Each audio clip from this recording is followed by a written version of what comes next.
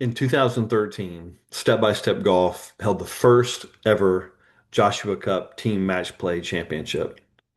The event that year took place at Limestone Springs Golf Course in Oneonta, Alabama, with a field of only four girls. The event featured the Nationals team of Michael O'Berry and Nisa DeCatchitinen versus the American team of Caroline Waldrop and Brooke Gober. The Nationals won the inaugural event by 1 point on the 27th hole, and the Joshua Cup was off and running. Although we skipped 2 years along the way, earlier this year in 2025, we held our 11th annual Joshua Cup. The event has grown in so many ways. Our largest field one year, just several years ago, was 40 participants. That's a lot of golfers, by the way, for a match play tournament. We're known for our opening ceremony, the player walk-up songs, music on the first tee. We're known for our variety of formats, co-ed pairings, and who remembers the bagpiper? The year the bagpiper led the player march from the clubhouse out to the scoring deck where we had the opening ceremonies. But in my view, and I think most of you would probably agree, the most significant and meaningful characteristic of the Joshua Cup all of these years has been our focus on Christ. It has been the mission of Step by Step Golf to connect golfers to God. And I think we've accomplished that through this event. From the faith-based messages we've held during the opening ceremonies to the prayer groups on Sunday afternoons before everyone went home. And let's not forget the opportunity we had just earlier this year to be part of Leo Huddleston's baptism. It's been an amazing 11 years, and it could not have happened without you, the participants and the families. You marked your calendars, you saved the dates months in advance. You used this event to help kickstart golf season each year, even though February could be cold and rainy. It also couldn't have happened without our volunteers and our partners at all of the golf courses, especially the staff at RTJ Capitol Hill, where we have held this event for the last 6 years. And as with many things in life, seasons change, priorities change. God reveals his plan, and we must be obedient to whatever that may be. And that's the case with the Joshua Cup. And I want to take a few moments to tell you about how we are responding. First, Step by Step Golf has given birth to a ministry called the Thrive Foundation. This happened several years ago, and over the past few years, God has blessed the ministry with additional opportunities and resources. Leslie and I give over 700 hours each year to coaching and counseling through the foundation. This is in addition to my corporate job. We're blown away by what God is doing through the foundation, and we must follow his lead by shifting our focus to more activities pertaining to the foundation and its ministry. Secondly, what else is going on in our family?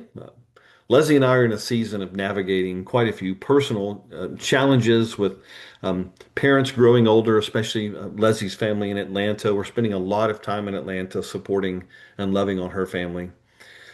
Those of you that know our oldest daughter, Peyton, you may remember she was married last year, and now our youngest, Brooke, is set to be married next year in 2026, April of 2026. That's two girls getting married in 3 years. And for those playing along at home, you know that it is the bride's side of the family that pays for the wedding. So 2 and 3 years.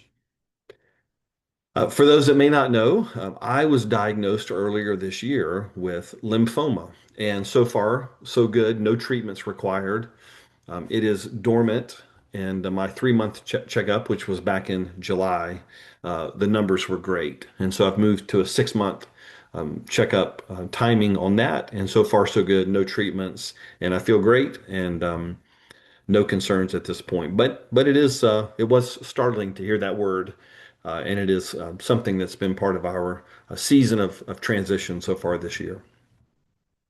And so we've reached a new season where we need to spend less time in the golf business and more time in the ministry business and more time with our family and the priorities that we are currently working through. And so what does this mean? It means that the Joshua Cup will look different going forward. We will not host the annual event in February as you've come to know. We are in talks with several organizations that can help us continue it in one form or another. Many of you know my good friend and co-founder of the Joshua Cup, Jason Knoll. Well, Jason runs an organization called College Tour X, and Jason is currently considering options for rolling the Joshua Cup into one of his events and transitioning our focus to college age players as well as high school players that may meet some level of qualification. More to come on that. But the story is yet to be told and more to come regarding the future of the Joshua Cup. This alignment with college age young adults is very much more aligned with what we do through the Thrive Foundation. We are focused on relationship wellness, and we help people develop thriving relationships with themselves, with others, and with God. Loneliness is an epidemic, and so is anxiety. And so much of loneliness and anxiety is rooted in unhealthy relationships. And we know that age group, those early 20s, is such a formative time as people are not only discovering themselves, but entering new relationships as they transition through those particular years in life. And we can help, and we are helping. You can visit thethrivefoundation.org for a lot more information about what we do and how we're supporting people in the development of healthy relationships. And so there it is, a historical look back over the amazing journey of the Joshua Cup. I want to reiterate how much I appreciate all of the participants and families over the years. The relationships we've developed means the world to us. For now, check out the Thrive Foundation. Let us know how we can continue to serve and support your families. And be on the lookout for more information coming soon about the future of this event, most likely as part of College Tour X. If you have any questions, don't hesitate to reach out, call me, email me, text me if you've got my number. Look forward to hearing from you. I'm here for you. I want to hear from you. I want to know how to continue to supporting you and your family. It would make my day to hear from you guys. Until next time, God bless you and God bless your families.